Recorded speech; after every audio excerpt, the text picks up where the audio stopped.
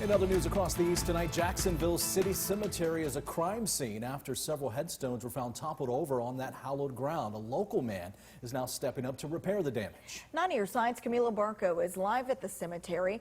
Camila, what can you tell us about the progress?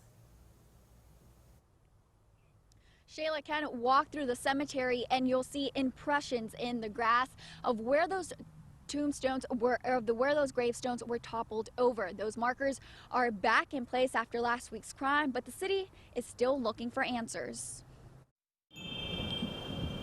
A place of rest and remembrance disrupted by acts of vandalism found on October 26. I just couldn't believe anybody would just walk through the cemetery and do this.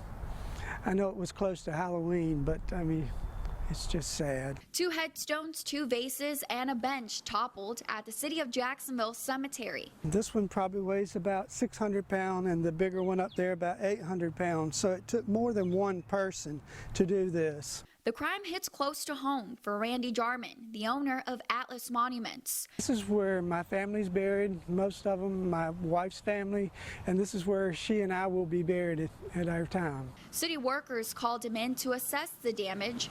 Jarman and his crew came and cleaned up the mess at no charge. It's an honor for us to be able to do it. Jarman is familiar with this cemetery, but not the names on many of its headstones. Well, most likely the ones that we did here, their families are not even around, and so they wouldn't be able to come and do it themselves. They may be strangers, but Jarman is treating them as dearly departed, standing up for them because their families are not here to repair the damage.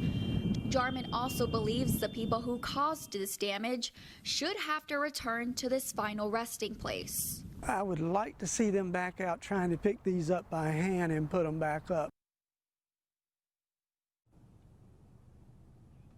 City workers filed a report on the vandalism with Jacksonville police. They say this is still an open investigation.